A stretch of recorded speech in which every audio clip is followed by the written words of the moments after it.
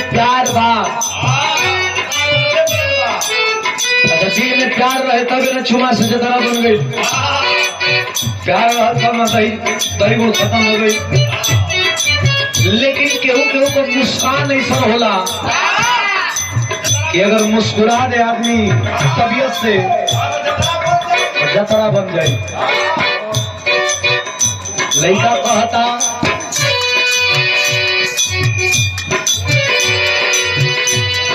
आज हमके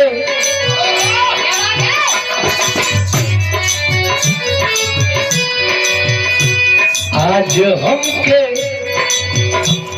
मुआदिल बारी तो रुख से पर्दा हटा दे बारी। आज अच्छा कटी दिन बुझाता आज अच्छा कटी दिन बुझाता हो रही मुस्कुरा दे बारी हो रही मुस्कुरा दे।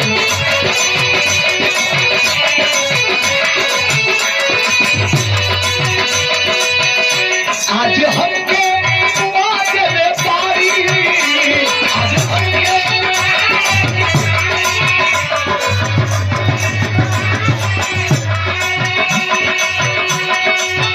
रुख से पर्दा हटा दे बारी।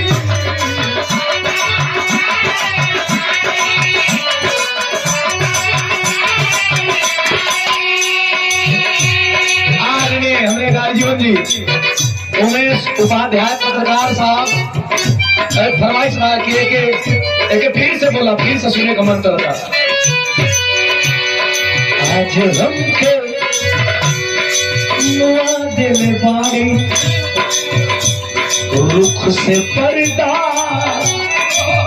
हटा दे बारी।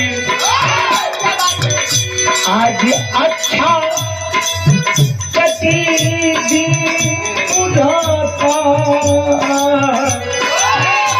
रही मुस्कुरा दे।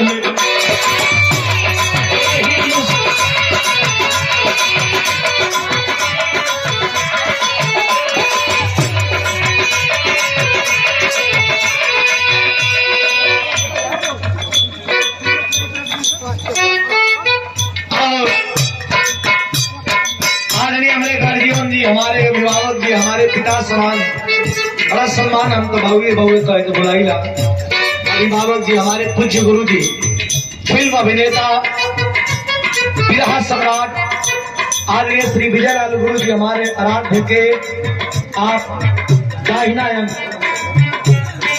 आदरणीय श्रीमान बलिराम यादव जी, अधिष्ठात्री भगवती जिला मिर्जापुर से आदरणीय गुरु जी के दाहिना अंग है, आप आए हैं। यह हमारा सौभाग्य है, आपके द्वारा ये सम्मान किया गया और हमारे द्वारा भी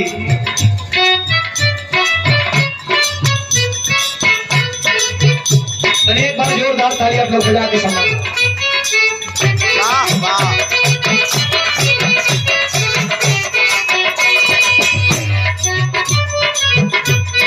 बड़ा सम्मान रहेला का हम गावल जला और हमके तो ये सिखावल गई बा कि अपना से बढ़ कर हमेशा सम्मान करी।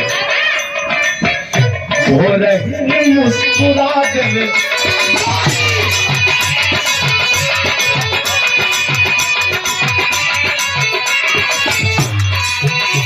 आज हमके मुआदिल बारी आज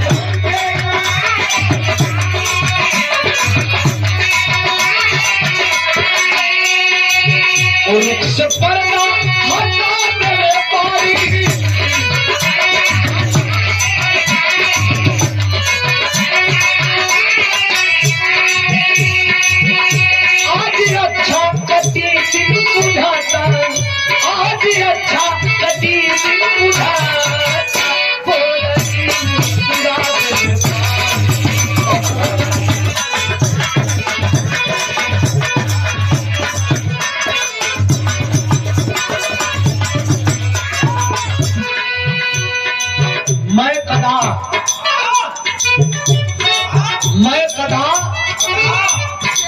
अब धीरे धीरे समझ होत बा।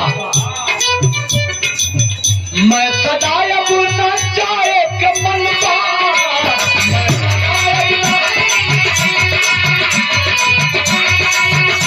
मैं खाना पसंद बा कि सांझ को जाके और मैं खाना में बैठ के एक एक जूस लगावल जा, ओकरा खातिर कभी की लिखा नाम पत्रकार होवे और जीवन। आप तो क्या कहना, संगीत के पारखी है, आपके लिए है। मैं कदायब न जाए के मन बा,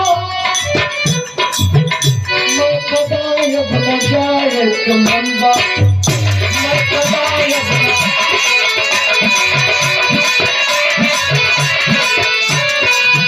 मैं कदायब न जाए के मन बा।